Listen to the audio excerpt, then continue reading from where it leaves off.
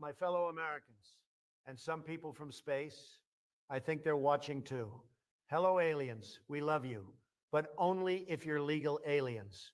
A short time ago, so short it was like a TikTok, the greatest military the world has ever seen, our military, not France, launched the most beautiful, perfect strike. We're talking boom, boom, like a 4th of July, but smarter. Targeted Iran's nuclear thingies, Fordow, Natanz, Isfahan, places nobody ever heard of until I made them famous. Now they're parking lots, beautiful parking lots. We used precision, lasers, satellites, maybe even a couple of dolphins, military dolphins, folks. They're top secret. The bombs went boom and the missiles went pew, pew, pew, and then there was nothing, absolutely nothing left. I saw the before and after. It was like flipping an omelet, clean. I want to thank Prime Minister Bibi Netanyahu. Great guy. Very strong handshake. We coordinated like peanut butter and jelly, maybe even better. And thank you to General Raisin Kane. No, seriously, that's his name. I didn't make it up. He's sweet but tough, like a cinnamon stick with a bazooka. Our pilots flew the jets like Tom Cruise in Top Gun, but better, because they're American. The planes, the F-35, so stealthy you can't even see them. Sometimes I can't see them, and I ordered them. Folks, Iran used to chant death to America. Well, guess what? Boom. Now they're chanting, can we talk? We said, maybe we'll call you or we won't. Anyway, God bless our troops. God bless the military dolphins. And God bless America, the greatest show on earth, folks. The ratings through the roof. Oh, no. Oh, my. Oh, my. Good evening, everybody. Welcome to the following program. I am your host, Joe Neerman, a.k.a. Good Lawgic. I hope your day went well. Mine was a sweltering real feel of 148. Oh, my gosh. And they made me, put on a suit jacket. I actually put on a suit. I was wearing this. Yeah, it's pretty gross, right? It's pretty gross. Yeah, anyhow, so I went to court today. I would like to update you all about what I saw in court today because it was interesting stuff. And we are coming to the end of the Diddy trial. We closed out. There's no more testimony. So we closed that out. So I should probably give you all a little update just because, no one else knows anything about what's going on there. From a legal perspective, there's a handful of lawyers there. Most of them are shills working for legacy media. So what good are they? The only other one who's not a shill working for legacy media would be Inner City Press. And he's awesome. I have nothing but high praise for that gentleman, Matthew Lee, who I've met and consider a friendly acquaintance. That's a good. It's not like someone I would call, but someone whose number I have, if that makes sense. So, yeah, that's Matthew Lee. He's awesome. Anyhow, I'd like to talk a little bit about that probably at some point. I think I'm going to be streaming tomorrow. Tomorrow is my birthday. It's true. June 25th is every year. It comes out the same day. As long as we're going with the solar calendar every year. And this year, apparently, it's no different. So tomorrow is my birthday. I asked Lady Lawgic if I'm streaming tomorrow, and she sort of shrugged. And she's like, probably. If you want, you could start late. So I don't know. I don't know what's going to be tomorrow. So if I'm not here, it probably means I'm having a fantastic birthday.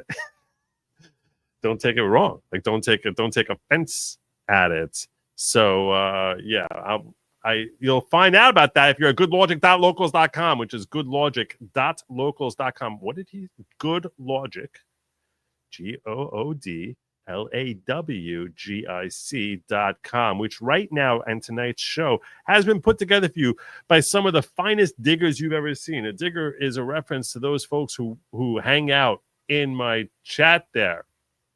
They hang out there and basically act cool and stuff.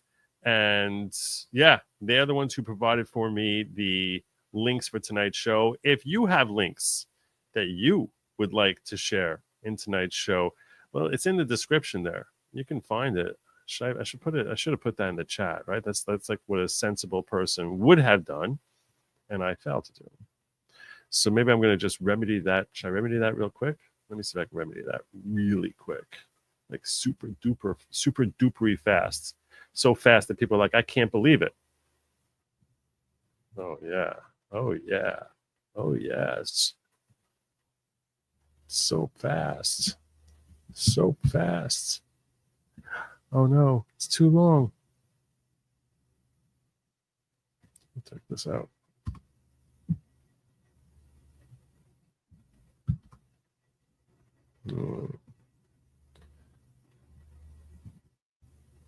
Pin message. Now I need to go over to Rumble and do it there.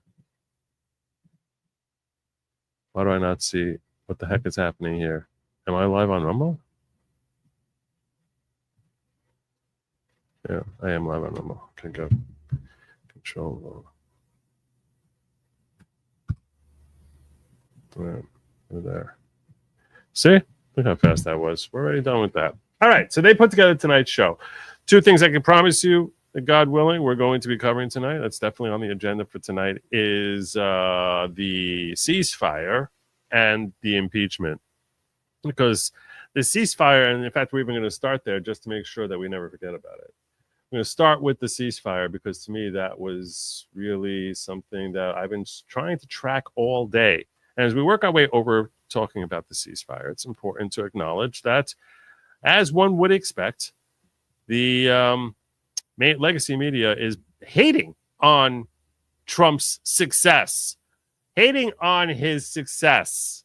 They got to try to rain all over his parade because that's what legacy media does. They are so bitter, so bitter. This is what we got here. U.S. intelligence report on Iran damage upends. Yeah. Trump's hope for victory lap at NATO. Really now? But did it? They're rolling out the red carpet. They're rolling out the red carpet for him, literally rolling out the red carpet. As President Trump landed in the Netherlands on Tuesday for the annual meeting of NATO allies, he was desperate to hold together the fragile ceasefire between Israel and Iran. That's true. Cursing. That's true. And cajoling to make sure that history would remember him for bombing Iran's nuclear sites over the weekend and brokering a peace deal days later. That's why. I think that's the latter half. But just hours after he landed, the leak of a new U.S. intelligence report cast doubt on his repeated claim that the American strikes had obliterated Iran's nuclear programs. Mr. Trump started using the word obliterated before he received his first battle damage report, and since then he has closely monitored which members of administration have used the same language. Show more. Eager to celebrate his success in NATO and revel in the fact that he conducted an attack that none of his predecessors had dared to launch because they're all cowards.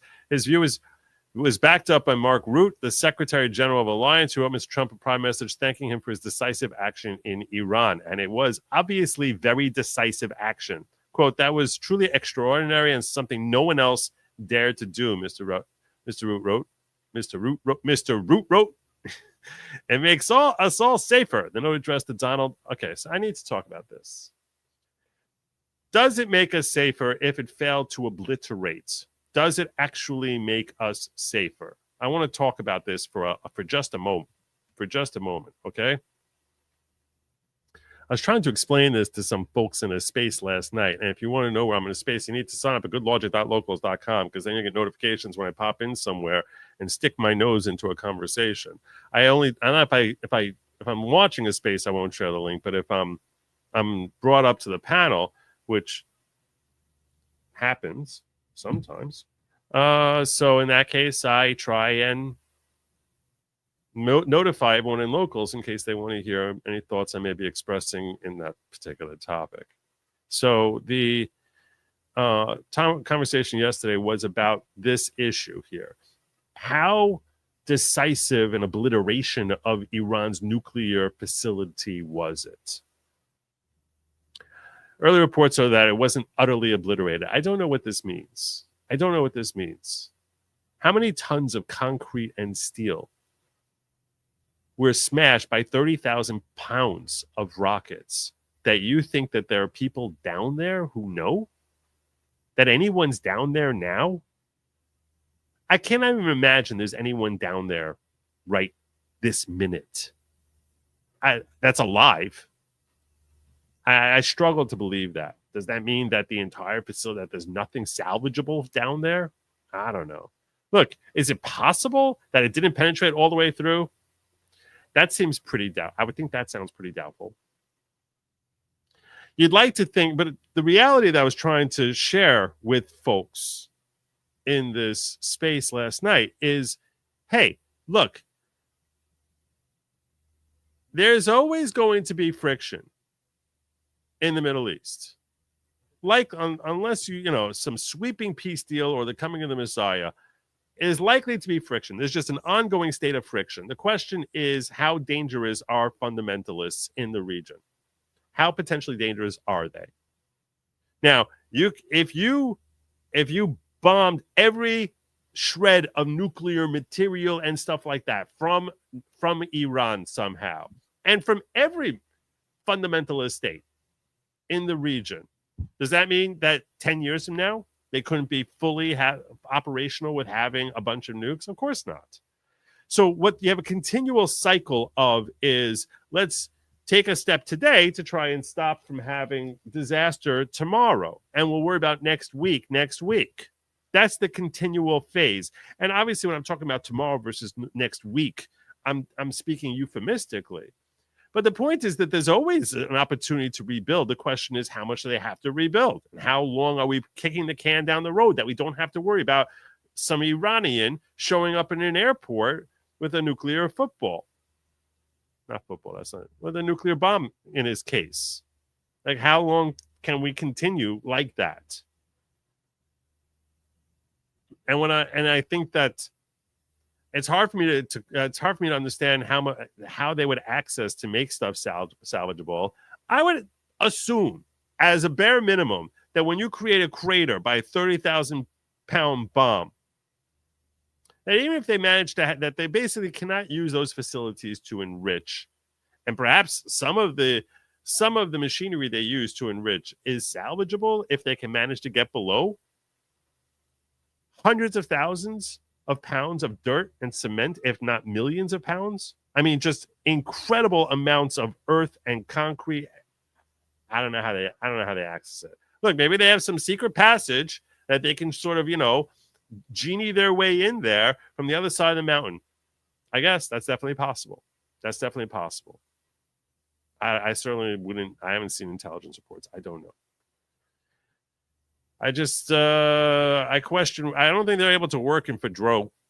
I just don't think that doesn't sound realistic. Does that mean they don't have other nuclear facilities? Of course they may have other nuclear facilities. I think the objective from Trump's perspective is this. Trump has always made this promise and has kept saying, and will continue saying, has routinely said that Iran cannot have a nuke.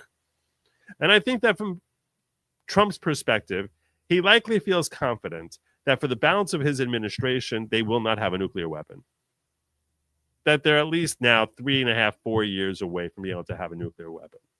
I think that, and then what happens after that is like, all right.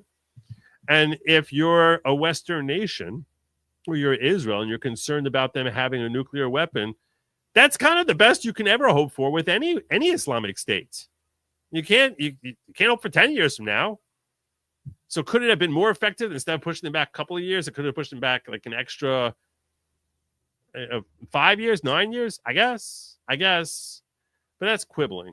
I think it's kind of petty, and it's trying to undercut the magnitude of what Trump accomplished. And the magnitude of what he accomplished is that he ended up not only setting back any potential military weapon. And again, I know there's no military nukes that they have, but they were positioning themselves in order to enable themselves to have a nuclear weapon. So I certainly cannot imagine that he did not create a massive setback for them to be able to obtain a nuclear weapon without costing a single American life. So anyone who says anything short of good job is bitter and petty. Because it's not just a good job, it's a great job. It's a fantastic job. And could it have been, a little bit more impactful? Anything he would have accomplished could have been deemed more potentially impactful. He measured his steps here in order to avoid the extent of the conflict, while at the same time making sure he was hampering Iran, likely at least through the balance of his administration. And anyone who doesn't say God bless Donald Trump for that, I'm sorry. Your pettiness is just bizarre, and you don't appreciate the gravity of this situation or the magnitude of the steps he took, the bold and decisive steps that our fearless commander-in-chief took, despite the slings and arrows from his own side, in order to accomplish this feat. And then to top that off by using that opportunity in order to broker a ceasefire is sheer. I mean, there's a brilliance there. There's a sheer brilliance. And I'll tell you something. It's not just brokering a ceasefire, but then when the ceasefire seemed imperiled, as both sides, Iran and Israel, seemed to be breaching the terms that had been brokered, this guy jumps in there and basically kicks some Middle Eastern butt in ways that you question if anyone else would have done. This is Trump this morning. Is that Iran is still committed to peace? Yeah, I do. Let's turn this a little louder here. Try to get the right decibel level that it's not going to pop your ears out, but will at the same time enable you to hear him. They violated it, but Israel violated it too. Are you questioning if Israel is committed? Israel, as soon as we made the deal, they came out and they dropped a load of bombs, the likes of which I'd never seen before. The biggest load that we've seen. I'm not happy with Israel. When I say, okay, now you have 12 hours, you don't go out in the first hour and just drop everything you have on them. So I'm not happy with them. I'm not happy with Iran either. But I'm really unhappy if Israel's going out this morning because the one rocket that didn't land, that was shot, perhaps by mistake, that didn't land. I'm not happy about that. You know what? We basically have two countries that have been fighting so long and so hard that they don't know what the fuck they're doing. Do you understand that? They've been fighting so long and so hard that they don't know what the beep they're doing. There you go. That is our commander-in-chief. God bless you. God bless you, Donald. Anyone else say that? Purposefully trying to display there, I believe, for effect, his level of ire, his level of outrage as to what the heck is going on here.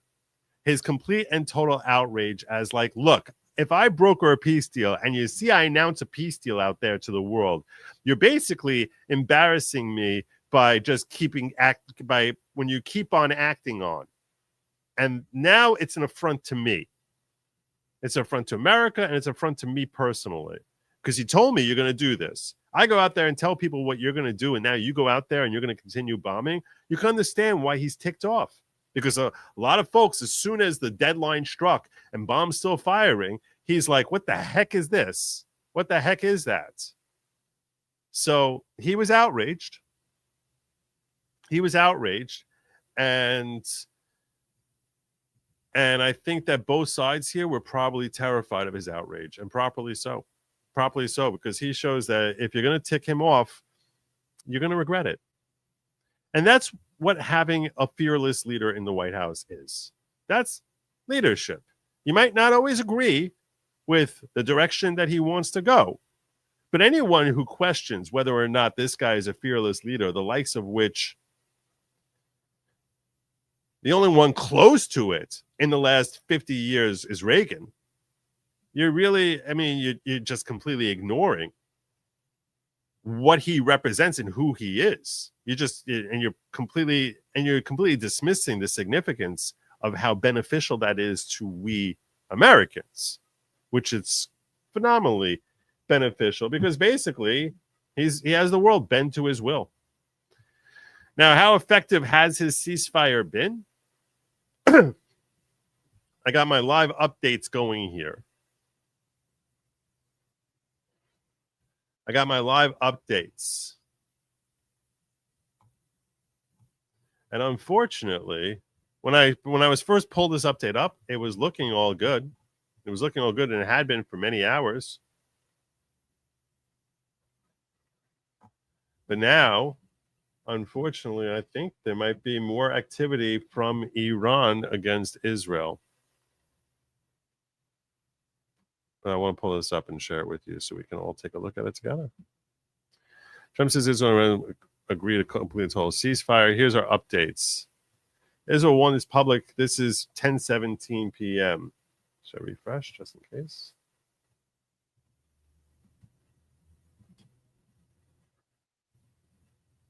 Israel warns public to take shelter after detecting missiles launched from Iran early Tuesday. The launches came after 44 a.m. Oh, that's from yesterday. I don't need that. Oh, okay. I'm happy. That scared me. What is that? That was 18 hours ago. That was 18 hours ago. I apologize. AP is confusing the way they're doing this. 1:03 a.m. What is happening? Why is some updated 9:05 a.m. Eastern? That's today's live updates. The Trump administration have ended. Find more coverage at AP News.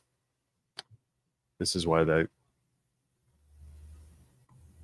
Oh, for the love of God, really? Well, anyhow, don't worry. We're going to this story soon. We're going here soon. We're going to go there soon. Before we go there, I want to finish up with the whole Trump ramifications of bombing Iran and what came out of that. So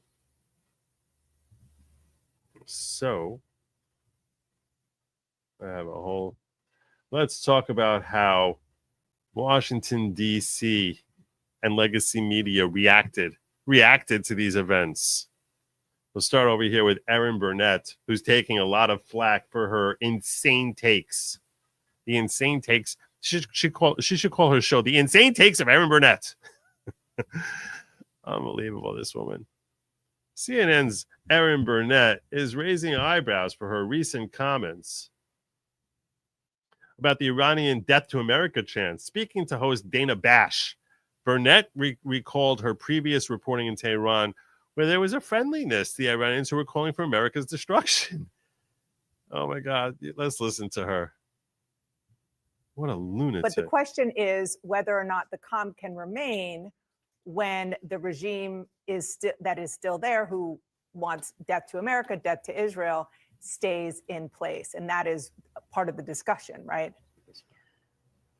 Yes, absolutely part of the discussion. And, I remember, Dan, at one point being in Tehran years ago, and they're chanting death to America all around me, even as I say, oh, I'm an American reporting for CNN, and they were happy to speak to me. So that those two is sort of jarring realities of the chant. And that's not a jarring reality. They're about to be on TV. Yet the friendliness have existed together. It's a very friendly death to America. No one really likes those folks who, when they scream death to America, are throwing rocks at me. That I cannot abide by. But if they're chanting death to America, and then they wave at me, it's a very, very friendly. These are the good people who are trying to kill Americans. So, because they're nice to me. So these are the good ones. We should never discount that. These are the friendly ones. Unbelievable. Such a doofus. Such an utter doofus. But perhaps not as big a doofus. Not as big a doofus as some members of Congress. Like Al Green. U.S. Representative Al Green, a Democrat from Texas, introduced a single article of impeachment Tuesday, asserting that President Donald Trump violated the Constitution's war powers clause with his strike on nuclear sites in Iran. Let's see what we got here. I don't know if this is the right video. This doesn't look like the right. I'm not seeing Al Green here. Impact? I don't think so, but I'm not happy that Israel's going out now. There was one rocket. This is more of him being mad about Israel. Overboard. It was after the time. I don't like the whole audio with airplane in the back. That's not effective. That's not effective. Oh, stop that. See, this is why we don't like AP. Where's your video? It says video. Where's that? No. Here it is. 37 has been filed because I believe that the President of the United States has committed an impeachable act. HRES 57 addresses abuse of presidential powers by disregarding the separation of powers, devolving Such an idiot. It's like he's never read the Constitution before. American democracy into an authoritarian government, usurping congressional power to declare war. I do it because no one person should have the power to take over 300 million people to war without consulting with the Congress of the United States of America. How the audacity and stupidity of this guy to do this right after he brokers a ceasefire. Not just that he has the full authority to bomb whoever the heck he wants, as evidenced by Joe Biden when he bombed Yemen, or as evidenced by 370 airstrikes from Obama. 375. I keep saying that number. I really want to be 100% sure on this. Okay, so let's do this together. So we'll ask Grok the question together, so we can all know for sure. We can all know for sure. How many drone strikes did Obama authorize?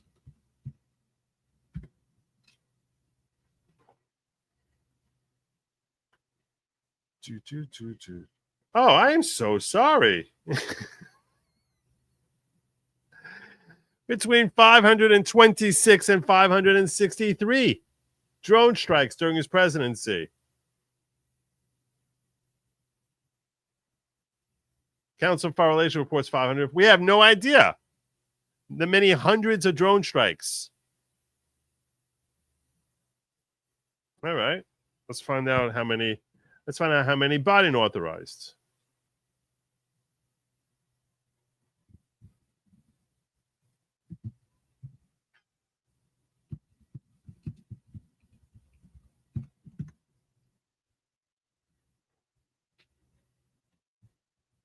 Impeachment is so easy. A caveman can do it. No, there's not going to be a birthday suit stream. That's where I got it wrong. Okay. It was Biden who did 372 in Afghanistan. 439 military strikes. 439. 439. The audacity.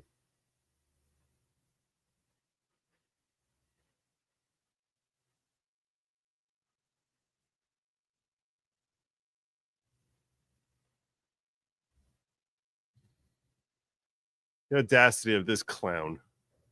I believe that if we do not take immediate action, this authoritarian president will not only devolve the country into authoritarianism, I believe he is a would-be dictator who would become a dictator. So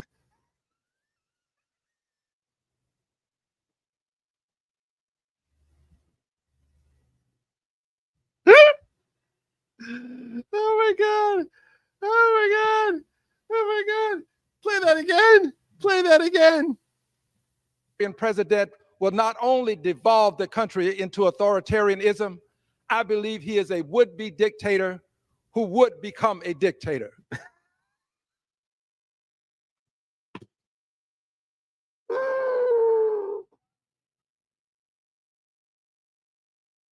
He's a would-be dictator who would become a dictator. Oh my God. Shake your cane some more there, Al. Shake your cane. He's pimping now. So I today announce that later today, I will bring these articles of impeachment to the floor and I will call for a vote. I believe that the hour of decision is upon us and we all have to decide, are we going to go down and choose the path of democracy, or we allow ourselves to choose the low road of autocracy? At what point does he? I'm only surprised that clip doesn't conclude with, "Can I get an amen? Can I get an amen?" Oh my God, this guy, he's so funny. I will bring these articles of impeachment to the floor and I will call for a vote. I believe that the hour of decision is upon us and we all have to decide, are we going to go down and choose the path of democracy, or we allow ourselves to choose the low road of autocracy? Idiots. Stop that. Stop that. Stop that. No more of that. All right. Well, how did it do? How'd it go? How'd that work out for you, Al?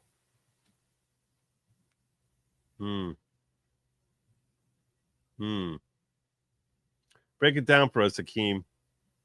Hakeem Jeffries is going to break down for us exactly how things went. Break it down. Can I go full screen? Yeah, that's better. First, happy birthday to my birthday brother. Have a drink on me. God bless you, Philip Coggins. Thank you so much. Happy birthday to you. That's great. That's awesome. When I was a kid, we had before Disney went woke, we had a Disney calendar, and apparently Bambi's birthday is June 25th. So take that for whatever you want. When I was a little kid, I was a fan of Bambi. Sad movie. Very sad movie. Like Michelle Obama said, when they go low, we get high. Yes, exactly. When they go low, we get high. All right, Hakeem, spell it out for us. How did today's impeachment vote go? Good morning, everyone. Yesterday, sham impeachment of Secretary Mayorkas was defeated on the House floor. What? Why? What is that? What? What?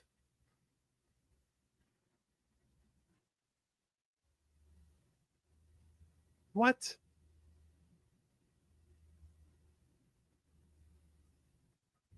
This is the link you guys gave me, diggers. This is the link you gave me. Oh my God. Oh my God. Oh my God. That's not good. That's not good. Oh no. Oh no.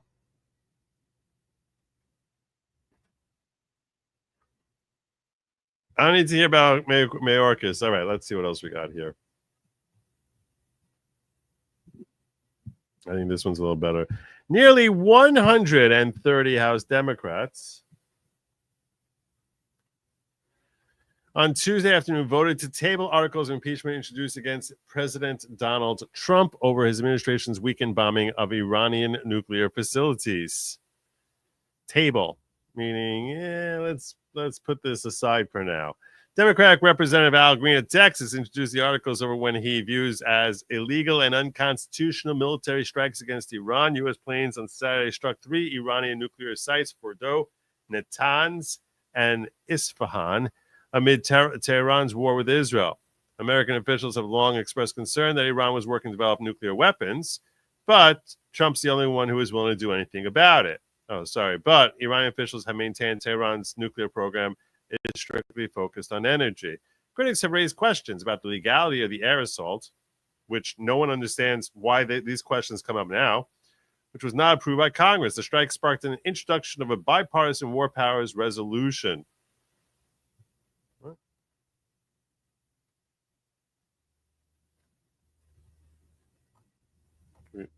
Yeah. Close. No.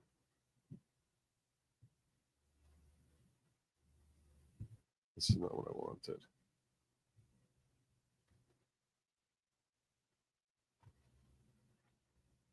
So that was the War Powers Resolution. Mass, yeah. But we'll go past that. Let's move past that for now. In a 344 to 79 vote, the House of Representatives overwhelmingly rejected Green's resolution. A total of 128 Democrats, meaning like, I don't know, 60 to 70% of the Democrats, joined Republicans in voting to table the articles, while only 79 supported the effort.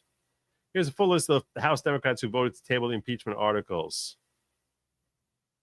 128 of them. Let's see what big names we have here. Let's see names that people will recognize. If I can find any names that people recognize. It's not Jim Costner, Henry. No one you know. No one you know. All the names you know. I guess Dan Goldman is a name you probably know. Maggie Goodlander.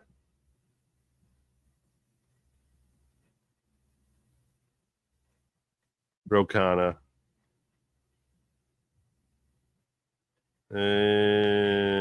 Ted Lieu.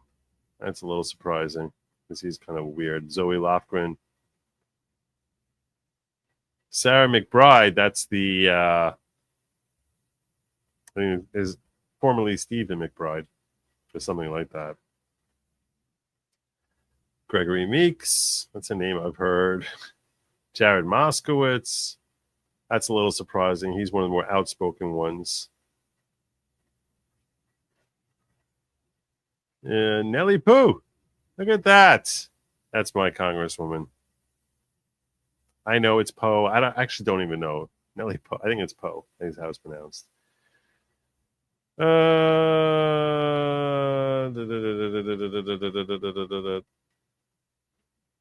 Do we see? Are we going to? Hold on a second. Supermanium? Is that the same as? Is that a brother like the judge? I think it's Supermanium. Richie Torres. Oh, look who's not here. Swalwell's not here. God, such idiots. Juan Vargas. You know who else is not here? Adam Schiff is not here,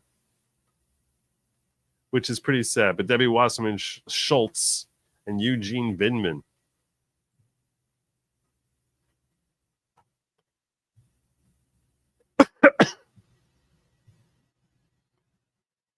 What he wrote here was resolved. I'm bored by you already.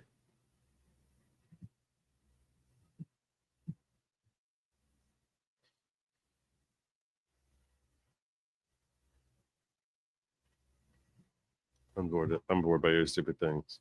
All right. White House spokesperson Taylor Rogers responded in a statement to Newsweek. President Trump was able to quickly accomplish what no other president has been able to achieve thanks to his peace through strength leadership. Iran's nuclear program has been obliterated. A ceasefire has been agreed to. Eliminating the prospect of nuclear war is a nonpartisan, unifying accomplishment that everyone should celebrate as an historic moment for the United States, Middle East, and the entire world. Whereas AOC wrote on X after the strikes, the president's disastrous decision to bomb Iran without authorization is a grave violation of the Constitution and congressional war powers. I was completely silent when there was 560. Well, she wasn't in power then. When Biden dropped 400 drones, he's impulsively risked launching a war that may ensnare us for generations. No one who actually understands the situation thought that we were risking launching a war. It's absolutely and clearly grounds for impeachment. Wrong. Representative Mike Lawler, New York Republican, wrote X. This is absurd on its face. The U.S. has not declared war since 1942 and has conducted over 125 different military actions since that time, including in Korea, Vietnam, Gulf, Afghanistan, and Iraq. Presidents of both parties have relied on Article 2 authority as well as AUMF's authorizations of use of military force to conduct targeted strikes and have not been subject to impeachment. In 2011, Barack Obama conducted an 8-month campaign in Libya to topple Gaddafi. Well said.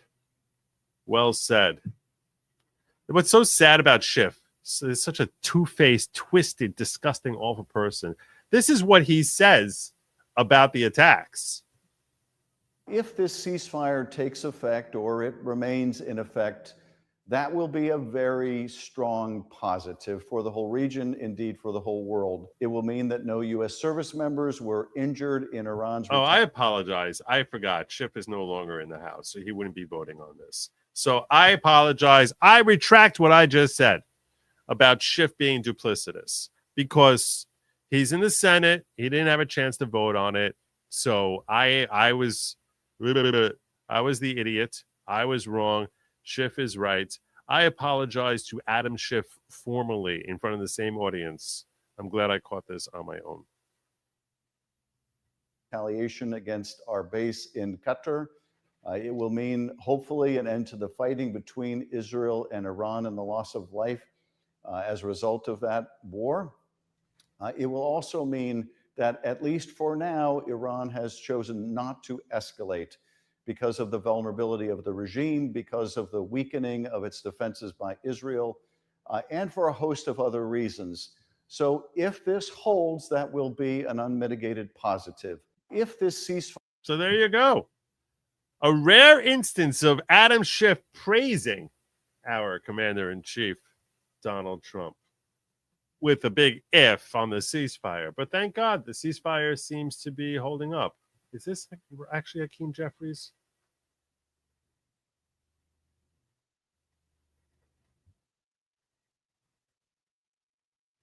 Oh, okay, this is the right one. I don't know why I had the wrong thing here. Watch Jeffries give remarks on U.S. strikes in Iran. House Minority Leader Hakeem Jeffries spoke Tuesday afternoon, just days after the U.S. military launched strikes on 3 nuclear facilities in Iran amid its conflict with Israel. Let's see his remarks. Oh, my God, 21 minutes. 21 minutes. Good afternoon, everyone. Oh, my God. Article 1, Section 8, Clause 11 of the United States Constitution gives Congress the power to declare war. You're a joke. Hakeem Jeffries wasn't on that list, was he? He wasn't on that list. Is this where we have the list?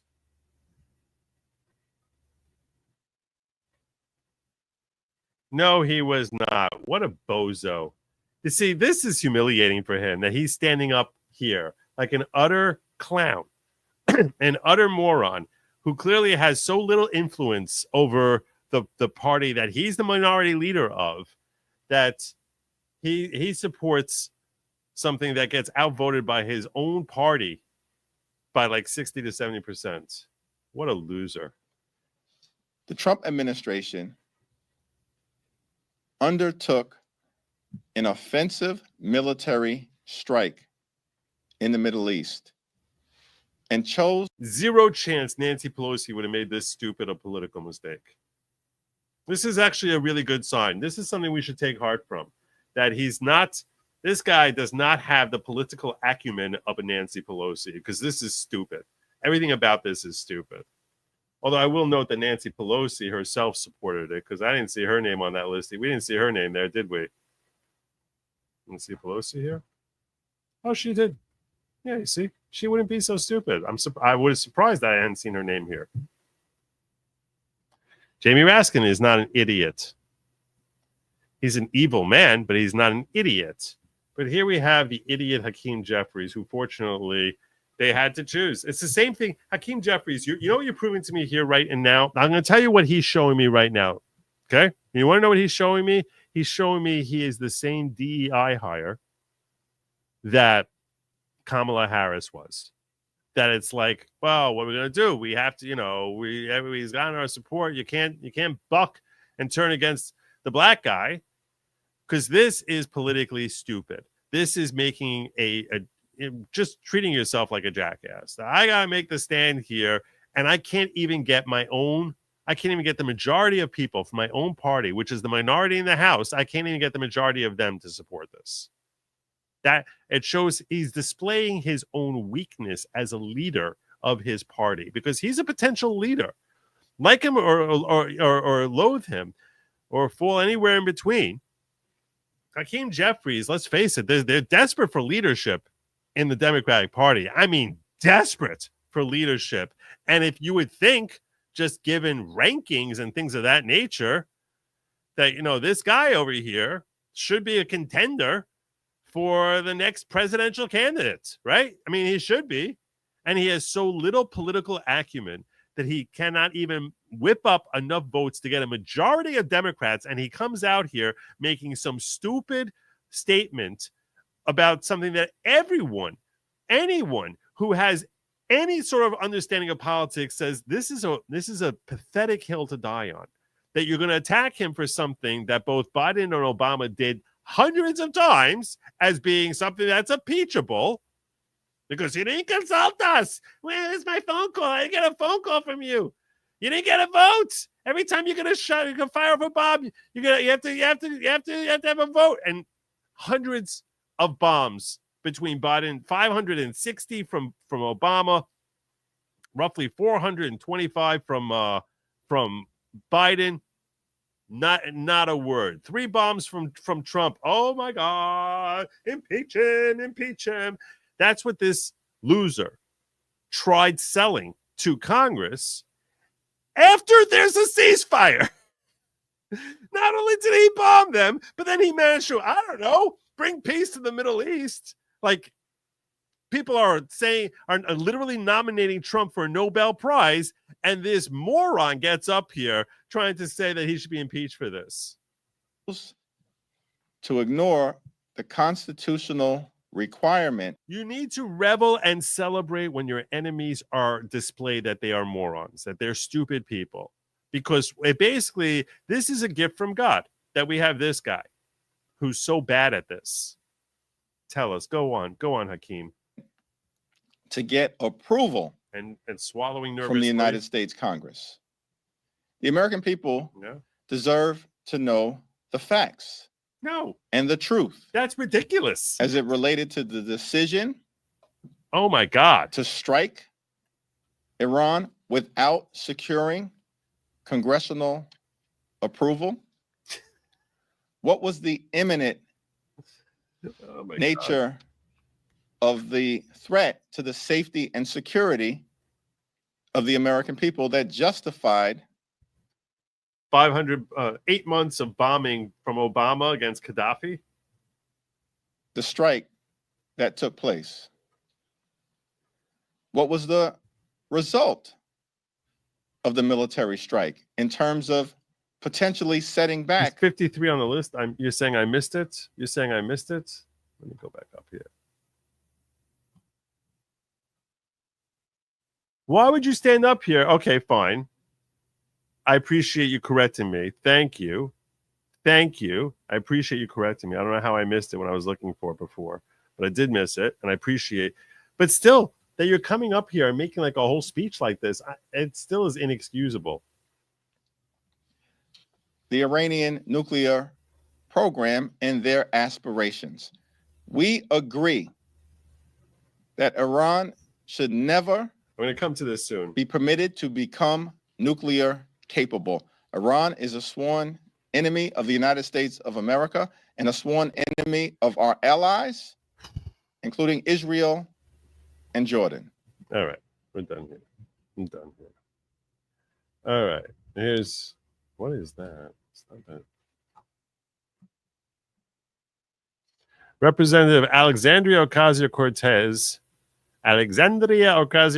rushed to social media to call for President Donald Trump's impeachment following his bold and successful military operation that crippled Iran's nuclear program. But the Congresswoman's grandstanding didn't go unanswered. Trump fired back at the Progressive Squad member, dismantling her baseless accusations.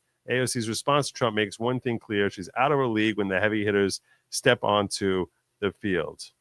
Let's check out his statement here.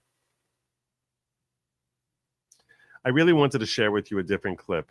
If you're in the Diggers chat, they saw that what I wanted to do here. They did. But I can't play the audio from what I really wanted to share with you.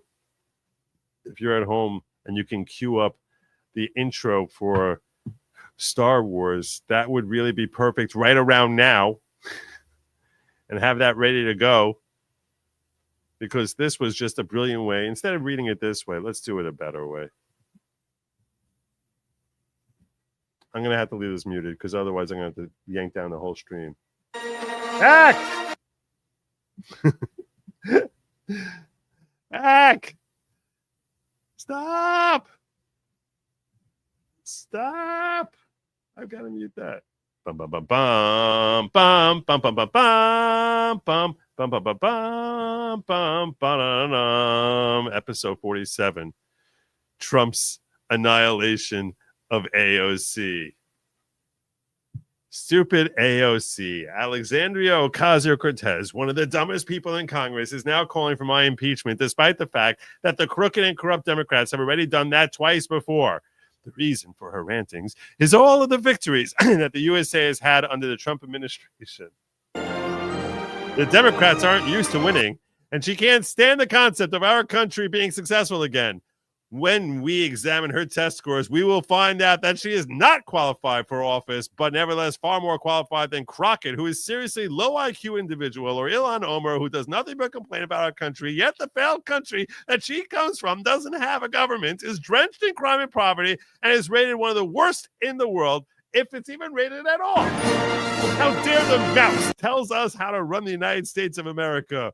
We're just now coming back from the radical left experiment with Sleepy Joe Kamala and the auto pen in charge. What a disaster it was. AOC should be forced to take the cognitive test that I just completed at Walter Reed Medical Center as part of my physical. The doctor in charge said President Trump aced it, meaning I got every answer right. Instead of her constant complaining, Alexandria should just go back home to Queens, where I was also brought up, and straighten out her filthy, disgusting, crime-ridden streets in the district she represents, in which she never goes to anymore. She better start worrying about her own primary, because she thinks about getting our great Palestinian senator, crying Chuck Schumer, whose career is definitely on very thin ice. She and her Democrat friends have just hit the lowest poll numbers in congressional history. So go ahead and try and impeach me.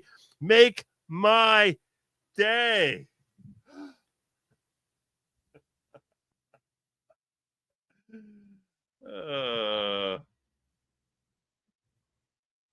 Well.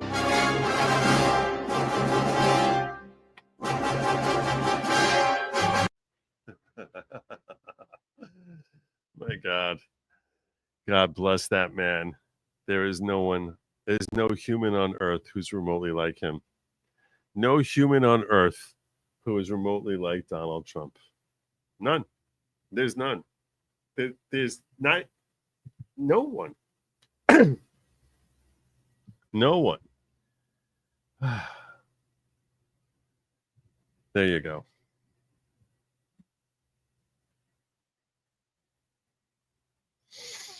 So her response, Mr. President, don't take your anger on me. I'm just a silly girl, Ocasio-Cortez wrote on X. I'm a Bronx girl. You should know that.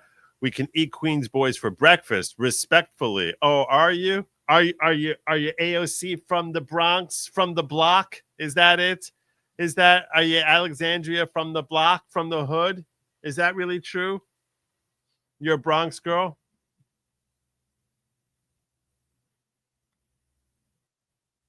Take it out on whoever convinced you to betray the American people and our Constitution by illegally bombing Iran and dragging us into war, she continued. It only took you 5 months to break almost every promise you made.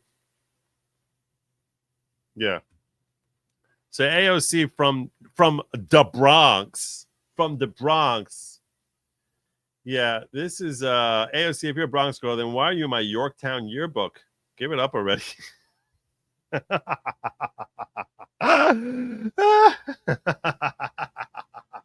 Alexandria from the Bronx, or from Yorktown, as in like Westchester.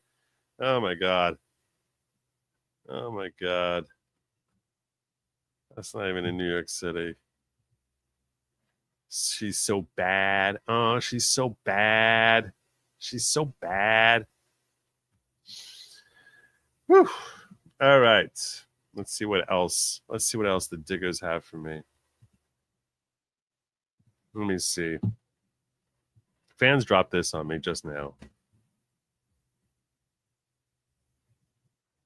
Trump's meeting with Netanyahu this morning. This is Trump's meeting with Netanyahu this morning.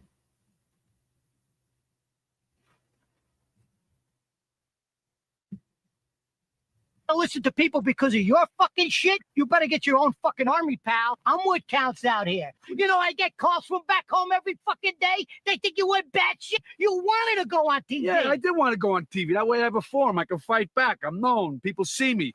They know they can't fuck around with me like they could if I was an unknown. That's right. Get this through your head, you Jew motherfucker, you. You only exist out here because of me.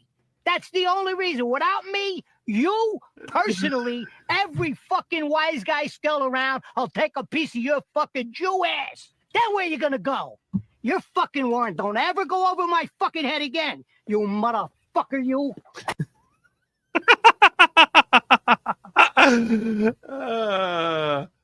Oh my God. That was funny. That was funny. Well done. Well done.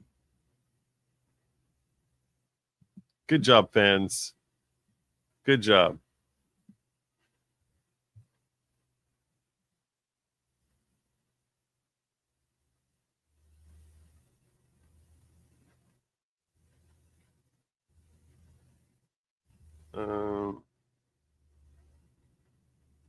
All right, so Zellian is giving me a video that he just dropped in here. My only concern is whether I can show it because you can't show shootings on TV. But I think that wraps up our Trump talk, our Trump coverage for the most part. I don't know. Might be some other smaller things out there. I think it's related to other people in the administration. But that wraps that up. I'm going to get to Mamdani. A couple of you mentioned the New York City primary, which Mamdani seems to have defeated Chris Cuomo. I'm going to get to just how bad that guy is shortly, so we can weep for New York City, collectively weep for New York City. But I am curious about this. Many of you may recall that there was a shooting death at the No Kings rally. That was a couple of Saturdays ago. So we have this here. Before I show it, let me do a quick This thing. is a story about and see whether or not this is going to be a problem. Don't worry, I got an ad here anyway. It seems like the video is probably important. This is a story Oh my God. about the They don't even let you skip past the ad. Make me burn 30 seconds here.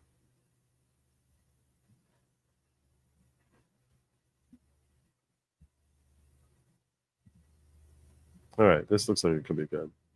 I'm hoping this is good.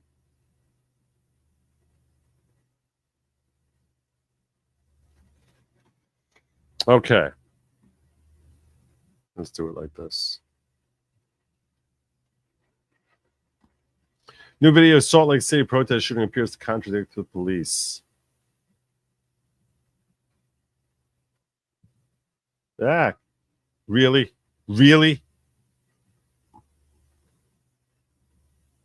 Wow, that's not cool.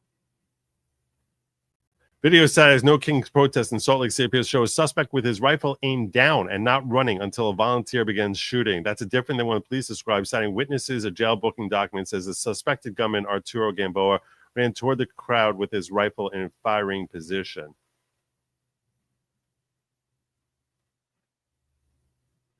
Okay. Ryan Sheckler, a skateboarder from Southern California, Well, he's been skating a long time, Chris, 10 years. making X Games history as the youngest person to win a gold medal very at helpful. just 13 That's years very, very old. helpful. It's super exciting to. No one should ever watch Fox. Gamboa was shot and wounded by a volunteer described as a peacekeeper by March organizers. That volunteer also hit a bystander. That bystander, Afa Alu, died from his injury. In an email Tuesday night, Salt Lake City police spokesman Brent Weisberg declined an interview request from Fox 13 News to discuss the video. Quote, our detectives are working to collect and analyze potential evidence to determine the full sequence of what occurred, Weisberg wrote. At this stage, commenting on specific evidence would be inappropriate and premature. Our focus on conducting a thorough, impartial, and fact-driven investigation. Very fact-driven. to ensure integrity and fairness of any future legal proceedings. The video is just a few frames recorded someone was panning their camera from a high-rise overlooking the protests marching on State Street between 100 and 200. I've been asking questions about the described peacekeeper who fired gunshots Saturday. I'm Fox 13 investigative reporter Nate Carlisle. Those shots wounded a suspect but killed a bystander. On my break, I caught out the window, saw the people walking by. It was really lovely to see how many people had shown up. Isaac Camo was working at a nearby grocery store when gunshots rang out during Really Saturday's lovely. No Kings protest in Salt Lake City. Questions would you have for that peacekeeper? What was he thinking when he did something like that in a crowd? You know, he definitely should have known better. The peacekeeper volunteer told police he saw an armed man lifting a rifle and running toward the crowd. The group that organized the protest, the Utah chapter of 5051, issued this statement Tuesday. The safety volunteer who responded to the individual and who was questioned by police is a military veteran. We are mourning Afa Alu with everything we have, and we are holding his family and our friends in our hearts. We At just this won't charge time, his killer. SLCPD has not chosen to charge any of the volunteers. We wanted to know more about the background of the volunteer who fired. What police have said were 3 gunshots, especially given the national chapter of 5051 has a, quote, prohibition of firearms policy for anyone representing 5051, end quote. Representatives of 5051 declined to say more. The name of that volunteer has not been disclosed. The man he was aiming for, Arturo Gamboa, was wounded by one of the bullets.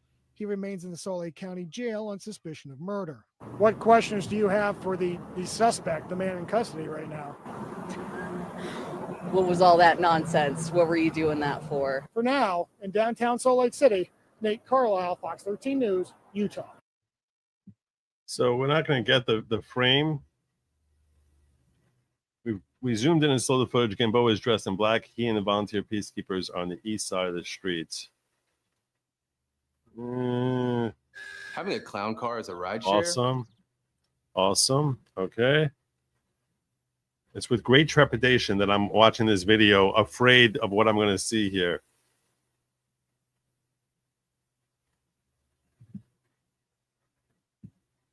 The angle of the rifle is just in front of his foot, essentially.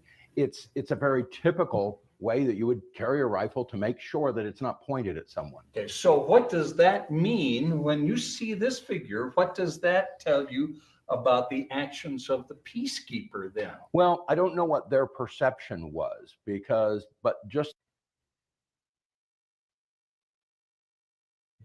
I don't know if I can show that.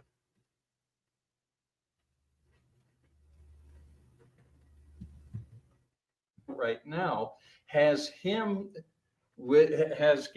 with the rifle raised running toward the crowd. This video we just showed you shows that the rifle is pointed down and he doesn't start running until the shots are fired. Until the shots are fired at him. Uh-oh. Yeah. And I think that way, when that rifle was brought up ever so at 45-degree angle or so, it's still not engaging the crowd. It's still not engaging an individual in the crowd. I don't see the imminent, exigent, immediate danger from Arturo. You can tell his weight is forward with the position of his feet. He's moving in a very definite fashion to get somewhere. He's not planting his feet as though to engage someone with that rifle. But from what you have seen, is there any reason to charge Gamboa with anything? About the only thing I could think of would be disorderly conduct. Yeah, I don't see anything that he's done there. I don't see anything that he's done.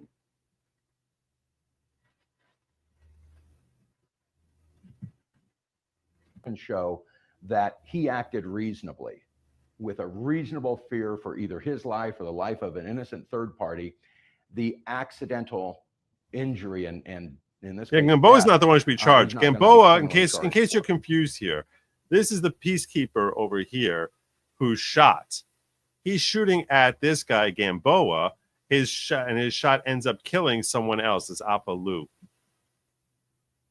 This is the guy who needs to be charged for his reckless endangerment. It's not murder. It's manslaughter.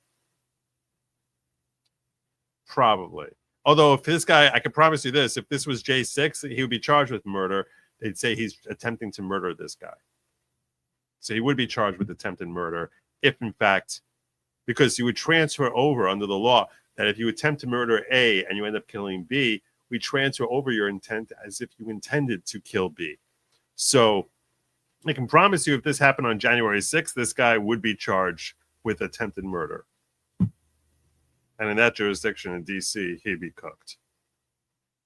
And over here, peacekeeper, so peaceful, doesn't even get charged. So it could end up that the peacekeeper is not charged, other than civilly, and Arturo Gamboa goes free with a disorderly conduct at the most. Unbelievable. Unbelievable. Pathetic. Utterly pathetic.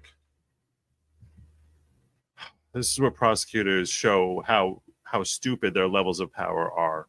That they can decide who to charge, who not to charge, even when there's video evidence showing that this guy should be charged. It's up to the prosecutor in Salt Lake City.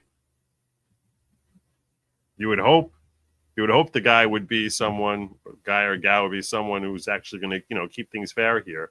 But sadly, it doesn't seem that way. All right.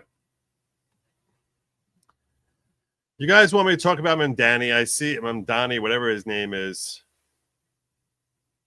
In case you are unaware of this, Zohran Mamdani seems to have won the Democratic primary to be the DNC's candidate to be New York City's next mayor, replacing Eric Adams. Here's what we got. Let's introduce you. I talked a little bit about Zohran Mamdani. Because I think that New Yorkers, more than they hate a politician they disagree with, they hate a politician they can't trust. On the subject of trust, you've adopted different speaking accents in different scenarios. But they go to their local bodega. Is there one that's real and one that's affected? What I would say is, as any immigrant knows, having been born in Kampala, Uganda, and then raised in South Africa and moving here when I'm 7 years old, is there are different parts of my life. Worldwide tour is a worldwide tour is a worldwide tour. Mamdani was talking about a worldwide press tour back when he was a rapper. Bring the flavor to the fish, bring the flavor to the rice. In a Disney movie directed by his mother. Nepotism and hard work goes a long way. Here in New York City, this is how I speak. Because I think that New Yorkers, more than they... Unbelievable. This scumbag.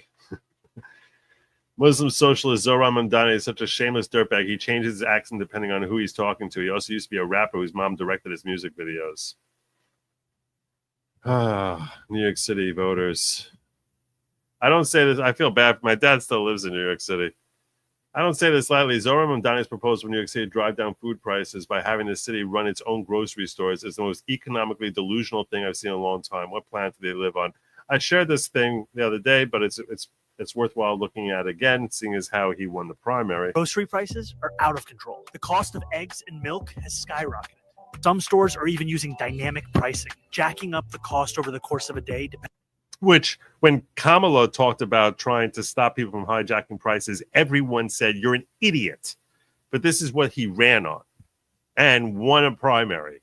Depending on what they can get away with. It doesn't need to be this way. I'm Zohran Mamdani, and as mayor, I will create a network of city-owned grocery stores. It's like a public option for produce. We will redirect city funds from corporate supermarkets to city-owned grocery stores. What does that mean, redirect them? What the heck does that mean? This is classic socialism.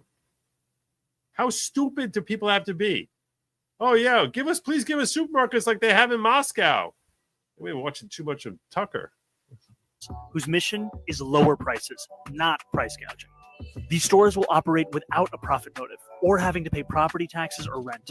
Their profit motive is not the issue here. Anyone who understands anything about the supermarket industry understands that they work primarily, and while the prices are higher in New York because of the crazy high real estate, that they work on very, very tiny margins. Very tiny margins. Bulk sales. Everyone understands this about the industry, but this guy doesn't know anything about anything because he's a stupid rapper. So I'm gonna run on something that will appeal to moronic New Yorkers. Pass on those savings to you. Grocery prices are out of control. Pass on those savings to you. You know how long he had to practice that? We're gonna pass on those savings to you. No, wait, get that angle the finger a little bit different. We're gonna pass on those savings to you. Pathetic. Unbelievable. Those savings.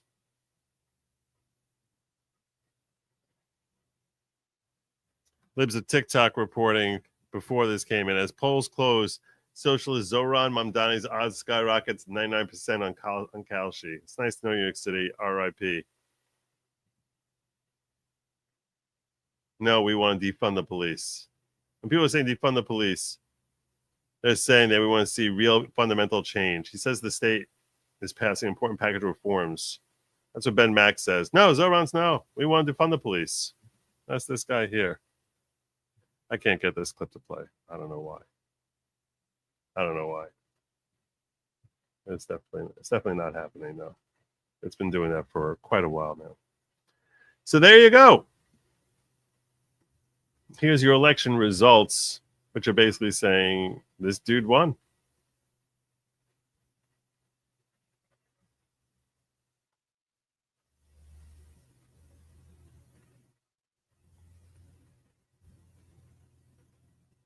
He's going to be going against Curtis Lewa. So there you go.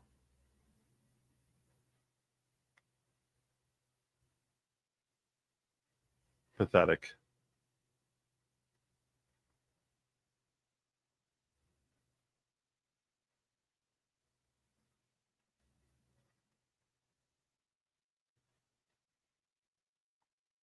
Curtis Lee is not going to beat him. There's no way. All right, so let's give you good news. And I'll tell you this. I've seen some folks claim that it's good for Zoran Mamdani to win. Because then this is the claim, the nature of the claim. The claim is that, well, if he wins, so in that case, it'll be a lesson to America as just to how bad things are with a socialist mayor. Just how terrible things are with a socialist mayor, because he's going to drag that city into the gutter with his stupid, ridiculous socialist policies, and that's good for people to see that. No. That's a wrong political take. Sorry. The guy who said it, I think, was Misfit Patriot. Let me see if I can find a clip for you so you can see it. And I like Misfit Patriot. No one should take this as me bashing him.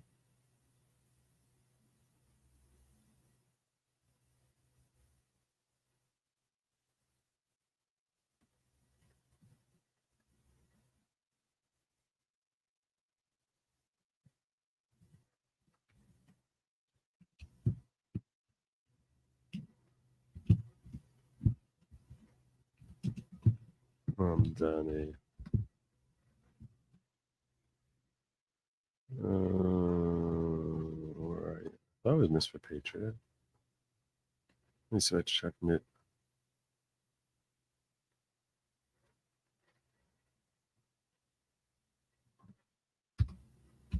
There he is.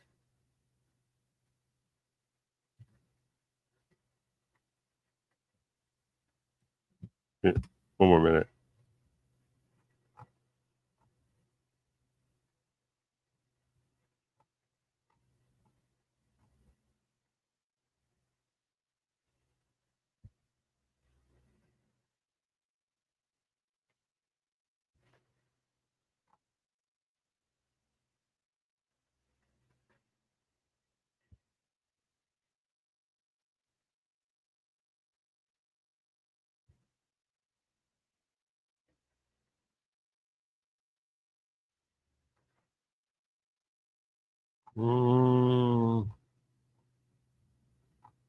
Right, he posts a lot, this guy.